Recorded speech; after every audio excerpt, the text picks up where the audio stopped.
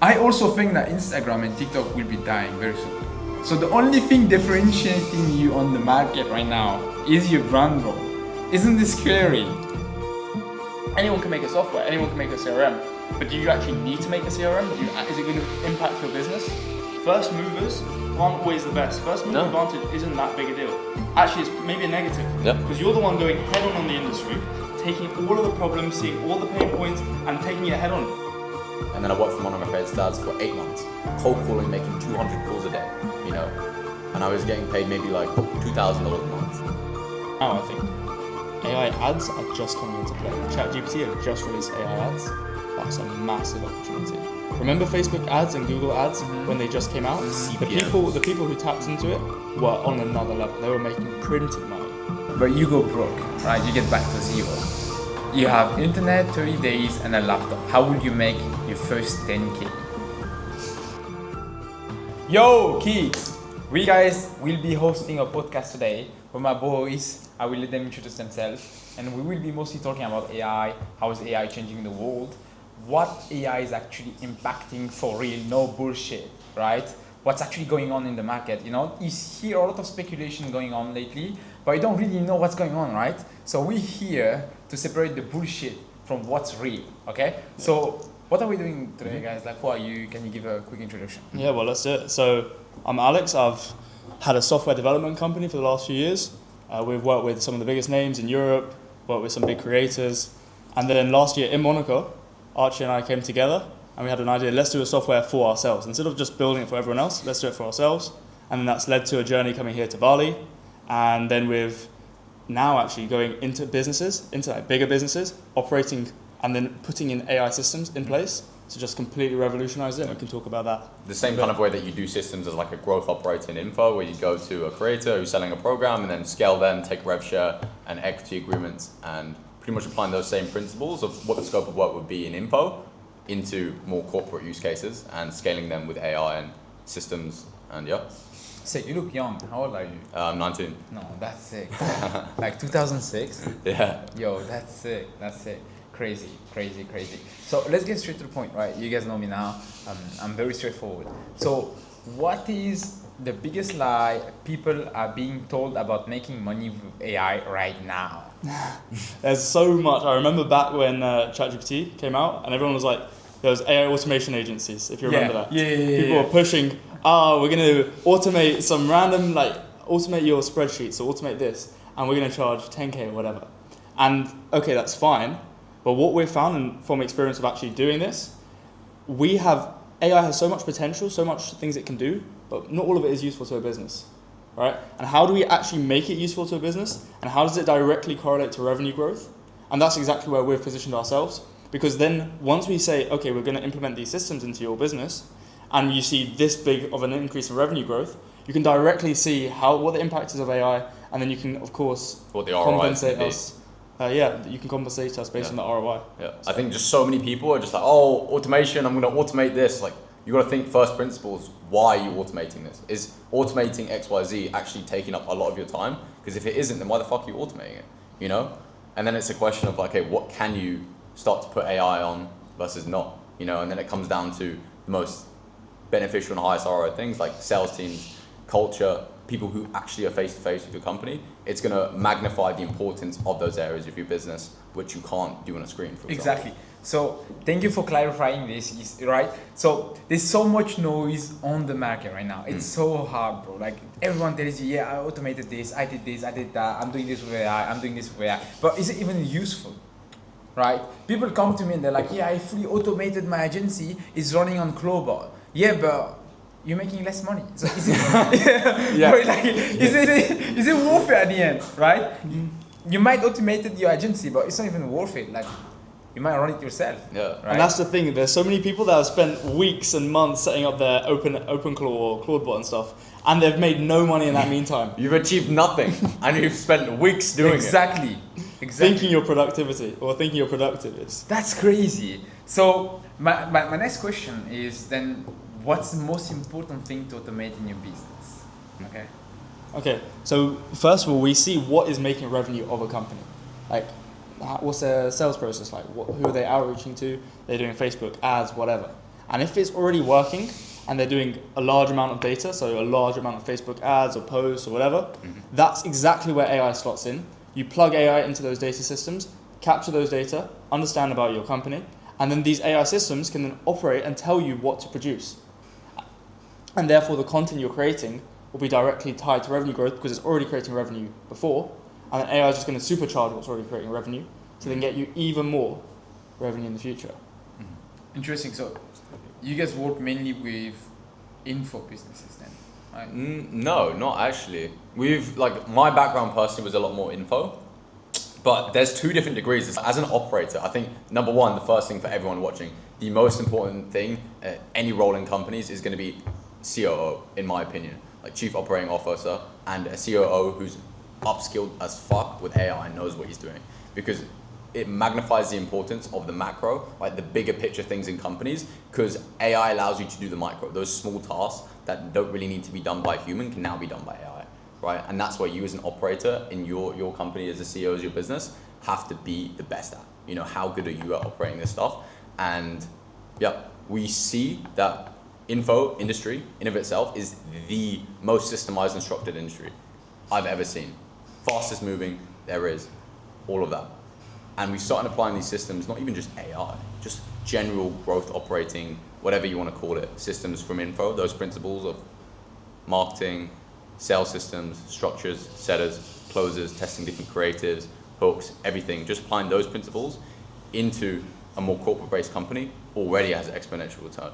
And that's without even thinking necessarily about AI first. So that's one of the biggest things. And we've identified that months ago and started working with people before we even implement as much AI. And now AI for us is just an ability for us to scale even more with those clients. Sick. So we have probably a lot of beginners watching us, right? It's not only advanced people. So I would like to know, as a beginner, let's say I'm a beginner, right? How I could stay on the top of the market? How I could stay ahead on the market, right? Yeah. How I could learn what you're learning here? How do you know that? Yeah, well, that's the easiest thing you can do. Go on a Claude Cowork, set up a scheduled task, right? Put in a few skills through Claude. I don't know. I mean, how deep do you think people know what Claude and Claude skills are? Obviously, I think so. Yeah. Yeah, you know Claude skills you're using? Obviously. Okay, obviously. Okay, easy. So set up your Claude skills in a structured way where, for example, you've gone on YouTube, what you'd normally watch would be value-based videos, maybe Hormozy videos, maybe Jeremy Haynes. Let's transcribe all of these documents and then apply it into principles for skills, for Claude skills, right? Let's structure that into your Claude account. Now you have the thinking principles and the frameworks which these people follow every time they want to make an offer, make a business, everything, right? So now you have that as like a second peace of mind if you're not so skilled already. So you have that to lean off of. But the next thing is setting up co-work tasks, right? You can set a task to scrape all of the market intelligence, right? Who is your biggest competitor? Let's think, for example, do you want to give an example and then we can say, okay, do this for market intelligence and understand this. What do you? Like example of my biggest competitor? Yeah, let's just say in your niche, like what would you want to know? Like, actually what you said is interesting. I would like to stay ahead of the content creation market. Like I would like to know what's going on the market right now, what's the current trends and everything. So I know software doing this, right? There is My Social Empire where you can find all the trends of the moment. But I want something more in-house, right? Like some automations that will send me straight away into my agency Coda. I use Coda. Okay, so into my agency's Coda, and so my marketing managers can take inspiration and they can filter what's the best, what we can redo, what we won't redo. And I would like to also, let's say, automate totally the marketing management side of my agency. Let me explain you how I would like to do it. Like, my marketing manager right now, his main task is content research. Okay, this is his main task. This is fully automatable. I know that. Yeah. I'm aware, right? So I would like to automate this, but my main concern is, humans actually, and he's very creative also. My marketing manager is very creative. He's a gay guy, by the way. Gay people are very creative. Bro, I'm serious. Yeah. I'm telling you. They're very creative, especially when it comes down to girls. Okay, they know what works the best as a content creation on girls. They know what content works the best, what creatives. They know what outfit fits the best to girls and so on, right? So most of my marketing managers are gay, and how I could replace them with AI and make sure that AI will also perform as good as them, while AI is very robotic, right?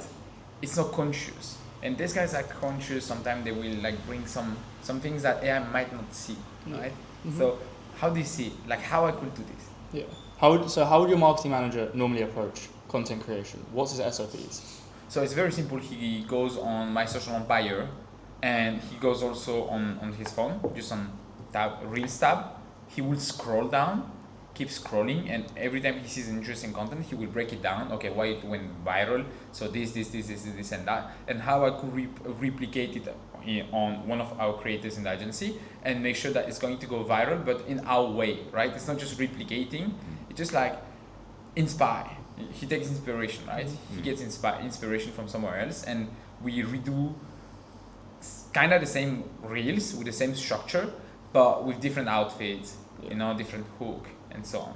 So that's how it works. So already we've got the framework. We've got first you go onto My Social Empire, scrape the data sources. Now, of course, that's a lot of data that probably has an API or MCP, which you can just plug straight into Claude. So immediately it's got that first stage covered.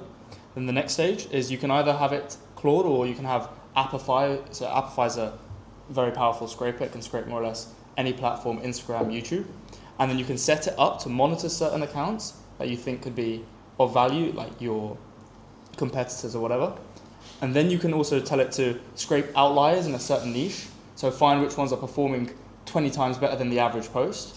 And you can have all of these triggers set up. So every day, every morning, it'll scrape through everything and it'll evaluate it against what's working with trending data. And then you combine it with what the unique part of your agency is, which is everything like how do we repurpose it to make it in our voice, our style, right? So you train it on that, you create a skill file on that. So there are three things: the My Social Empire, the Instagram scraping of outliers, competitors, and then your tone of voice. And you get it to do all three of those things together, and then eventually it'll start coming out with examples like your content manager will be doing.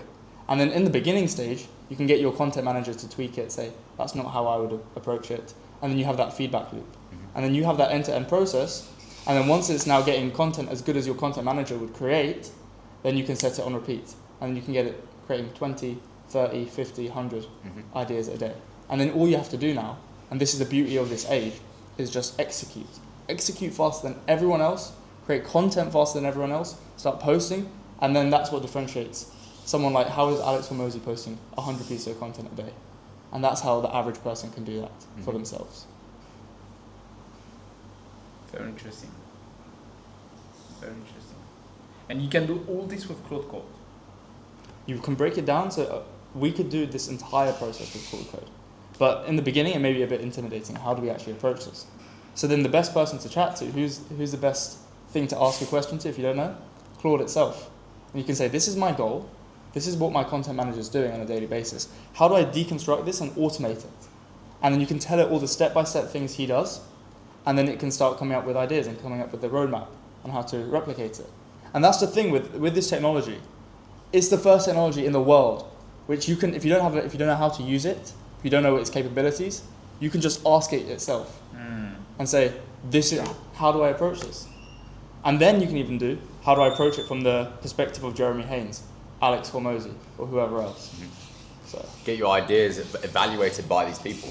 I've got a Claude skill.md, which is literally just the values and the thinking principles of Charlie Morgan, Alex Hormozy, Elon Musk, how they think. So every idea I ask, I input, it gets evaluated through their framework so that I know every single time that I'm along the right lines, if it's agreeing with me, right?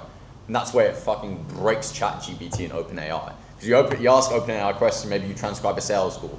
Oh, it could have been the best sales call you ever had. And and you ask, okay, what's your feedback?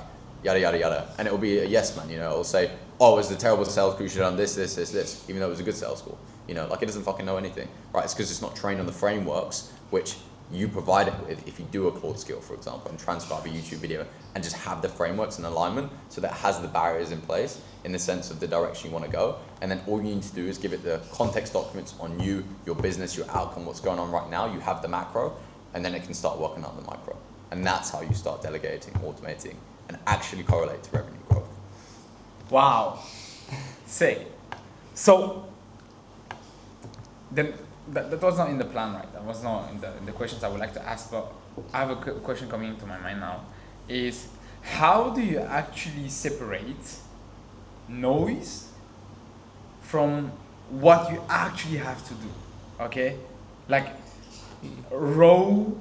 Give me a raw answer, right? Like how do you actually separate the noise with because I had so much people telling me to do this and do that with AI. You can do this and this and that and that. Like how do you know if it's noise and how do you know if it's not?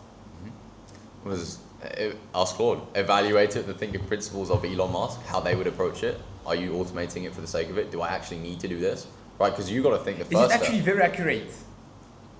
I'll give you an example. For example, Elon Musk has this 4-stage principle. These 4 stages he operates all of his businesses through. And Archie's got it on his phone as a screensaver. Yeah. And first Question one, requirements. question requirements to see if it's a good thing. Then delete whatever is not necessary. So Elon Musk pushes delete more than that's actually necessary. Delete as much as you possibly can, and then simplify the process, and then automate it. And the interesting thing is, automating it is the very last part. Everyone tries to go into a business and say, I'm going to automate this, I'm going to automate this. But let's take a step back and say, do we really need to be doing this? Like, think of it from a first principles perspective.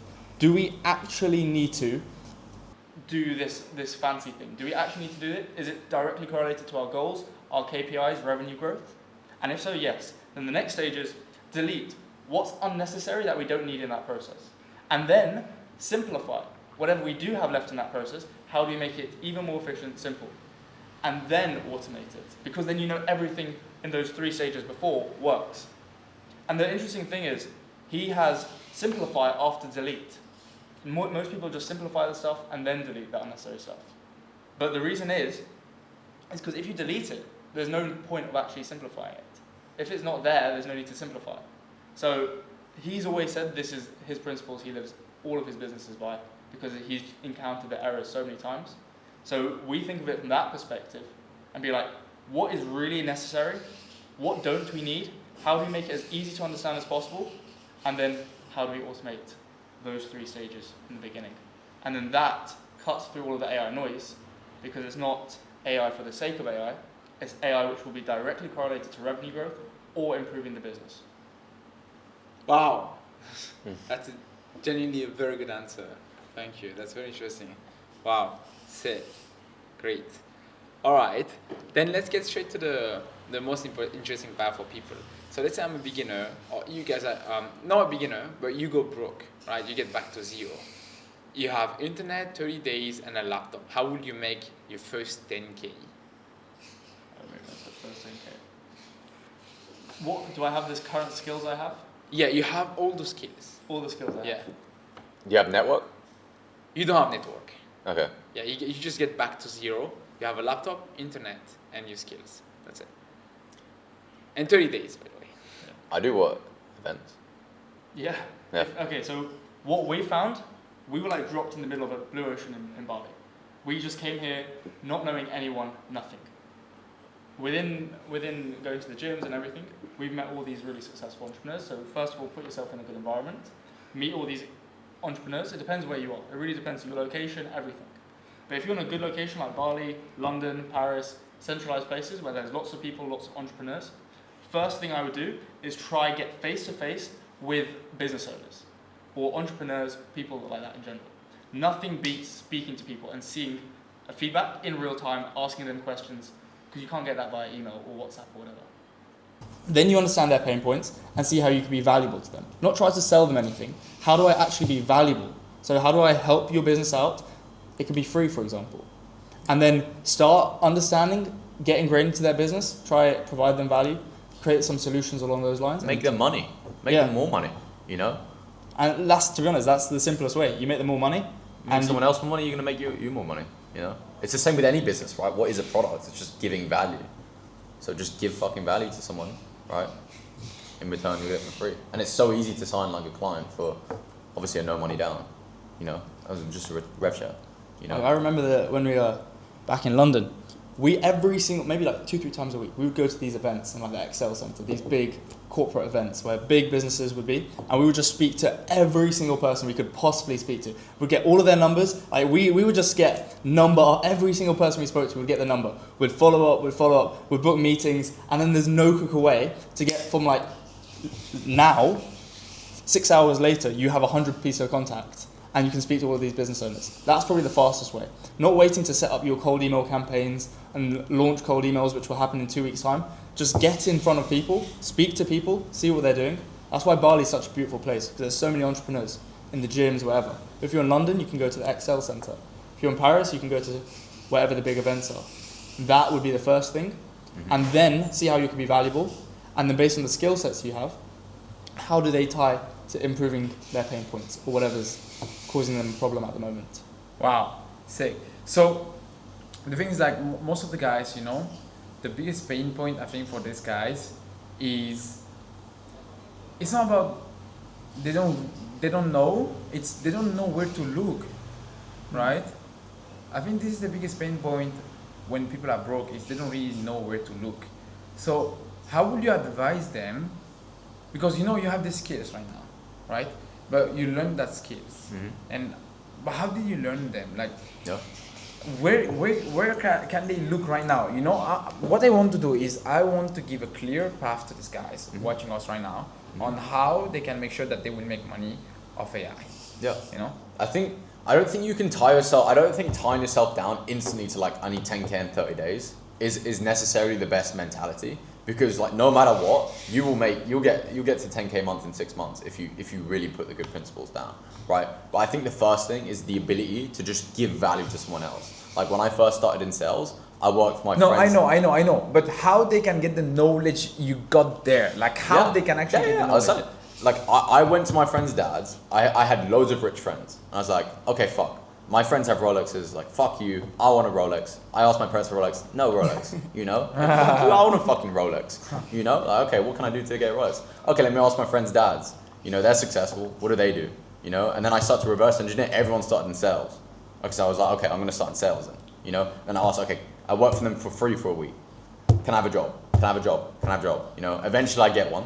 Right, and then I worked for one of my parents' dads for 8 months, cold calling, making 200 calls a day, you know, and I was getting paid maybe like $2,000 a month, you know, and then from there it gave me the baseline skills of cold calling, of reaching to people for free, who I've never spoken to before, booking meetings, attending deals, shaking people's hands when I still look really fucking young, you know, guys that are 40 years old, and just getting that experience and the confidence to go up to someone and speak to someone is the foundations, because the only way you're going to make money is sales, really, right? Yeah. And then marketing eventually follows, but you need the sales skills, or not even the sales skills, just the ability to fucking go up and shake someone's hand, be confident enough to be like, to show that you can give them value, right? And then once you have the baseline skills, then you can start giving value, because it's like, if you have no value to give, then you're not making any fucking money, right? Yeah. So, but what I mean is more about the AI skills, right? Easy. Well, the way I learned it was just by doing it. And that's the same what Archie says. You don't know how to do something, what's the best thing you can do? We are living in an era where you can ask the internet anything, you have infinite YouTube videos about every single topic in the world. And then if you even don't want to do that, you can ask AI, what's the best way to approach this? This is my situation, what's the best way to learn AI? What's the best way to upskill myself? There's no better time than ever. Like, I think genuinely, if you're not doing anything, if you're not making the money that you want, it's an issue with yourself. It's not an issue with anyone else. It's total self-accountability. And there's so many people I've seen saying that, oh, I would love to have the life you have. I would love to make money. I'd love to do this online. Anyone can do it. Yeah. Anyone can do it. And it's just the proactiveness. And that's probably the thing I've noticed about the most successful entrepreneurs. Those which are just happy to move, like learn, make failures, just go at it, whatever. Those are the most successful people. Yeah. And you need to instill those traits into yourself first. If I don't know, if I want to learn AI and I know AI is a big opportunity, I'm going to do whatever I can to interact with AI, to learn about AI, and that's the number one thing. Yeah. With successful people, just go and Claude Code, make a fucking website, and then go look at Google, look at companies that don't have Google websites on Google Maps, and say, I made you a website for free. It costs you like $2 to make it, and then just give it, here, website. Okay, cool, perfect. Do you know any friends that I could also give websites to? Oh yeah, I know this buddy. Okay, cool. Connect me. Bang. Okay, cool. This is gonna be $1,000. Okay, cool. You know, True. he trusts a friend. You did a deal, and then that's how you start scaling. You have the foundations, and then you just go just fucking build. You know. Who will get rich because of AI and who will get left behind? The ones that will get left behind are the people who are not adopting the technology. It's as simple as that. It's like the people who are not. You know any companies that are not on the internet? No. Why? Because they're not on the fucking Because internet. they're not on the internet. Exactly. So same thing with AI. Those that aren't using it are not gonna be known in about 5-10 years. They're gonna be left behind. So that's the number one trait. And as we said earlier, fast moving. If you're willing to adopt something, learn from it, embrace it, understand you're not the best, but your ability to learn will catch up and you'll become good at it, then that's the number one trait. And that's how you get rich with AI, I believe. Do you think we're still early?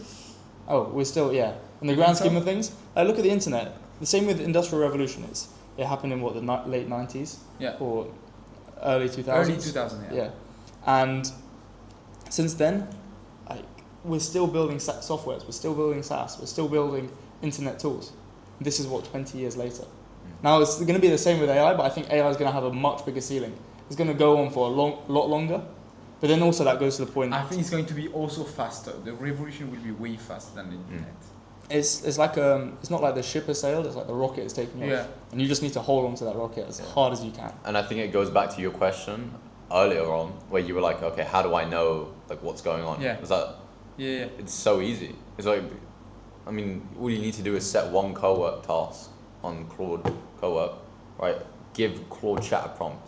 Tell it, I want to know X, Y, Z about the market at any given point. You know, I want this in-house. I don't want to use the app. Ask Claude chat. It will give you the prompt to put into Claude co-work. Put the prompt into Claude co-work, and then set the scheduled task for it to go out there, scrape YouTube, scrape Google Chrome, scrape Instagram, right? Get the transcripts onto Instagram Reels, for example, if you want intelligence on the market, and give me the feedback, aggregate it against my overall outcome that I'm looking to achieve. For example, I want to see what my competitors' hooks are. Transcribes it, bang, you have the list every morning if you want. But that's a very That's the most basic thing in the world, and that's just like knowledge. Yeah. If you know when things are about to happen, then you can move your chess pieces on the chessboard in relation to that. You know, I think it goes back to the Bitcoin. You know, like you ask, are we early still? Yeah. You know, it's like, yeah, you were early if you bought Bitcoin in like 2012 or 2013, right? But then again, like if you were still second place, if you bought Bitcoin in 2017, right, when you knew the data, you understood how the system worked and that it was obviously going to have compounding effects. And you bought in 2017, you still had a massive pump, right? I think it's the same situation we're in right now, just like even higher opportunity. And anyone watching this now knows that, so they should feel like a bitch if they don't go and take action after this podcast, you know, because they have the information. I think now is probably even a better time than ever. Yeah. Like, Because you have the data. We were talking about this the other day. First movers aren't always the best. First mover No. advantage isn't that big a deal.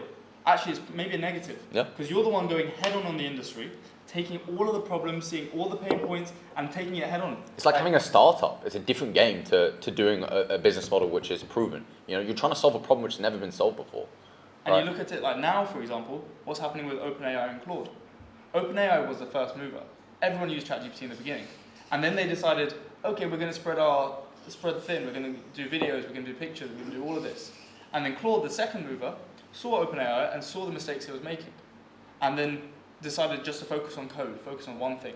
And now they've overtaken OpenAI because they learned from the mistakes of the first mover, and then they applied it as a second mover, and then overtook them. Now we're in this era where we can learn from the mistakes of the first mover in the AI. All the people that were doing it 2022, 2023, 4, 5, and now we can learn from it and then see, okay, AI for AI automation's sake is a bunch of rubbish because it's not actually helping a business. And how do we directly correlate it to revenue growth and those systems involved? And then those are the ones which will then be the valuable things in the future. What's the skill that will matter the most in the AI era? You watch the All In podcast? Oh no, I didn't.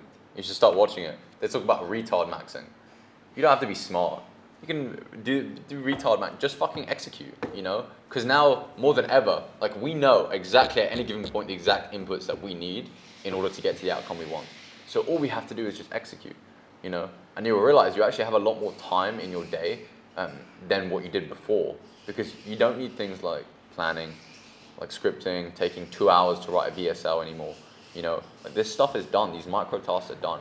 You need to be the best at making the longer term decisions.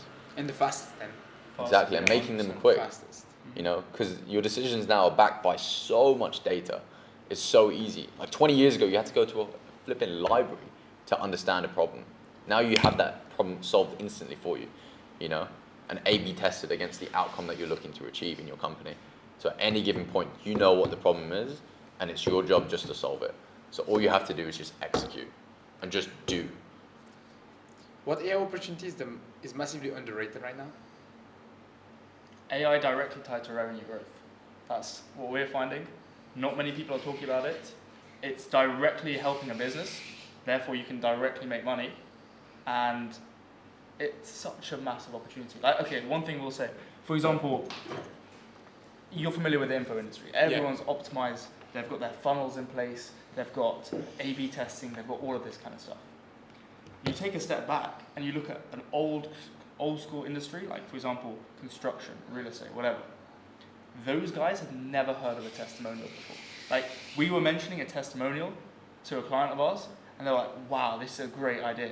That's like common knowledge in info, right? Yeah. You apply those info strategies, or the A/B testing, Facebook ads, lookalike campaigns, whatever those kind of strategies are, to an older business which is slower moving, Wow. slower to adopt. That's a good one. And the beauty is, an info business that's doing about maybe 1 to 5 mil a month is considered maybe the top of its game, right? They've optimized everything. They've got CSM, sectors, You have a 60-person sales team. Exactly. Right. You've seen it Yeah. firsthand. But then you see an old-fashioned company doing 1 to 5 mil a month. It's regarded as a bad company. Like, the ceiling for them is so much higher, 100 mil a month, even higher. So if we can get the principles from info and those well optimized, because it's such a competitive landscape. It's so hard to like become the best in info because everyone's doing it. Everyone make money online is doing that kind of stuff. You take a step back and apply those principles to an old-fashioned industry which is moving so slow, then And then you're going to be rich, and you don't need fucking 100 clients. You need 3 nice, done-for-you clients. Get on a good rev share agreement. Have a path to equity. Yeah. Do you think softwares are dead? SaaS. When I mean software, SaaS. Mostly talking about SaaS. The value in SaaS has changed, no? perhaps, I don't think the current way SaaS is looking, I think it's going to dramatically change. Maybe it's not going to get killed, but it's going to completely shift. Because for example, now anyone can make a software. Anyone can go into Claude or Vibe Code or whatever, a software. And it could probably be as good as any kind of CRM or whatever general basic operation you want to do. But now the value is that going to be useful to your business, as we've been speaking about the whole time? Anyone can make a software, anyone can make a CRM, but do you actually need to make a CRM? Is it going to impact your business? And that's, I think, the beauty of software. If it's actually solving a pain point, and if it's actually capturing valuable data, then that could be the future of software. For example, I think nowadays the main moat of software companies is the data they hold. All the data that they hold about customers or unique data on market insights or whatever, they will be the valuable software companies. That's why, like for example, Apollo, you know Apollo, the lead scraper? Yeah. They are going to be super valuable because they have so much data that nobody can just vibe code Apollo. Because, okay, you can vibe code the interface and make it look the same, but you can't vibe code that data. And that's the most important part. So if you have that data, that's what softwares are going to look like in the future. And maybe softwares don't even exist as like apps on the App Store or whatever. It's maybe just like a data plugin to Claude or a data plugin to an AI which you interact with, and then it brings the data from that software into what you're doing. So you would say that having a person around right now is the most important thing. That's the how to say, the continuity we say, Mm-hmm. like Yeah. that's the that's probably the most important thing right now. Like people, they need to have a personal brand. It's not even you should have a personal. It is you need to have a personal brand because right now, like actually everyone can do everything, right? So the only thing differentiating you on the market right now is your brand, bro. Isn't this scary?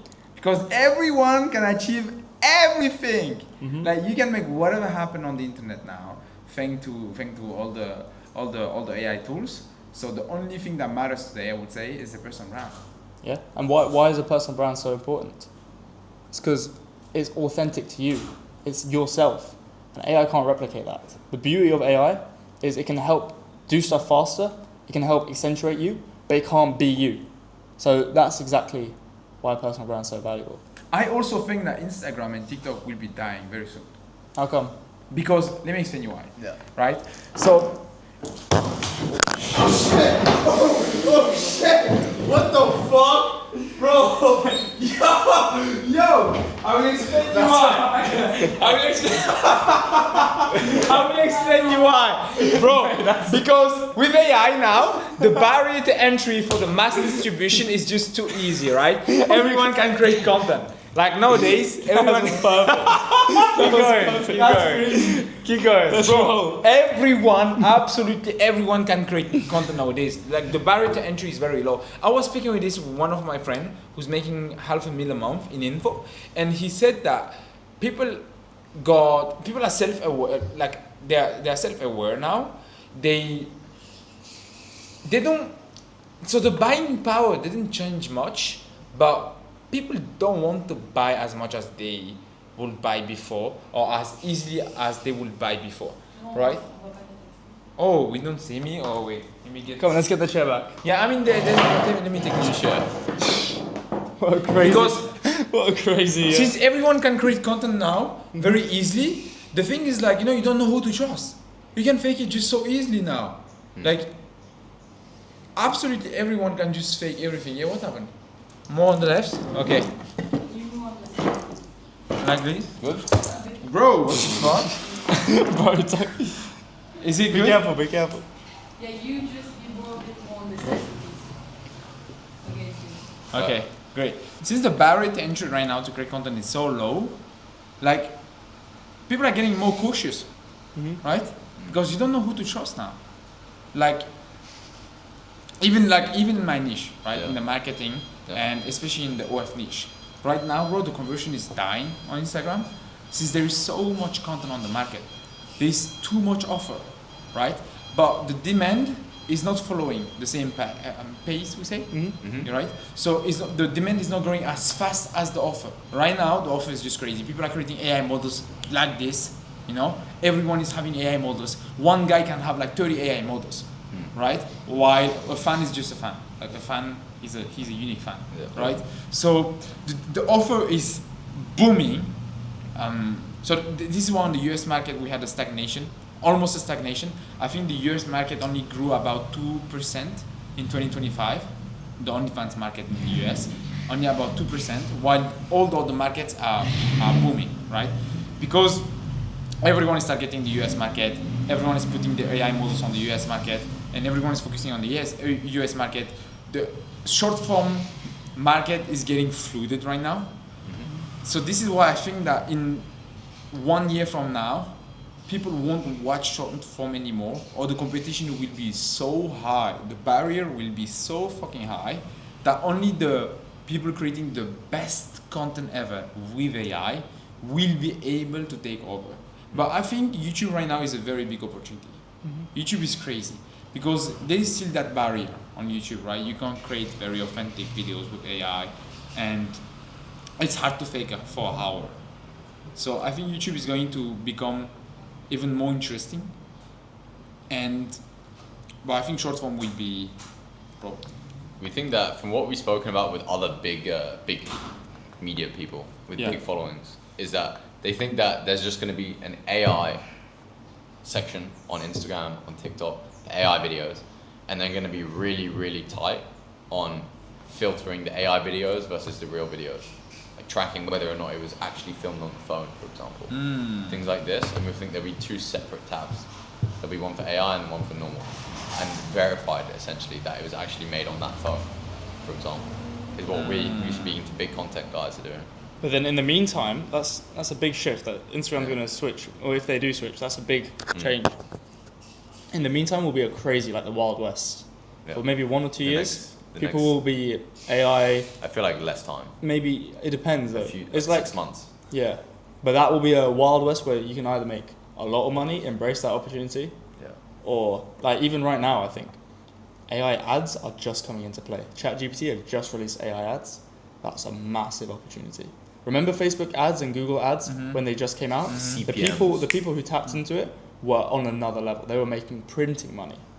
Now, of course, OpenAI will want to capitalize on that and incentivize people to post AI ads. Now, how do we capitalize on that? And that's another big thing to maybe look into. But it doesn't get scary for you, to you. Like, so ChatGPT is selling you information. No. Well, it's the same thing as Meta. Like, they can hear you. You know, you say stuff about a certain topic on Instagram. Not even on Instagram, just with your phone. You'll start getting reels on that topic. You know, it's the same thing. It's just that they have our data, and as a result of that, that's how they're able to share ads. That's how you're able to scale Meta. Yeah, but only when you're on Instagram. No. Are you sure? They can hear you. Yeah.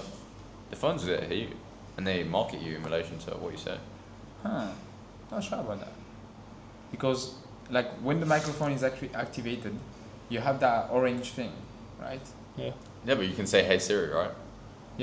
Yeah, that's interesting. That's I also watched a YouTube video about this. Yeah. That's very interesting. How would you explain this? Do you really think that actually monitoring us 24/7 or just Perhaps, like, you can test it. Like, speak about cows for a day or something, milk. Yeah. Be like, oh, I love milk. I'm dying for some milk. We were with an e-com client, and we were talking about Jewish people and Jewish people doing e-commerce.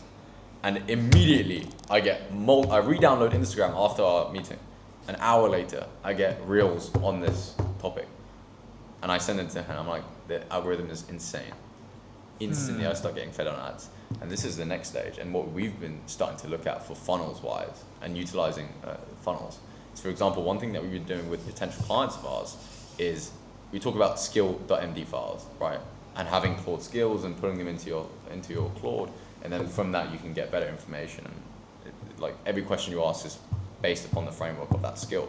Right? One thing we're doing for some of our corporate clients at our events is creating a skill of implementing AI into your company, and then from that, they put that skill into their Claude, and then obviously it improves and audits their company about AI, but also starts to soft sell them and cross-references our YouTube to them. So it says, oh, awesome, this is what you can do XYZ, this is how you can help your company, or you should watch the rest of the Archie's YouTube video, which is where I got this information from.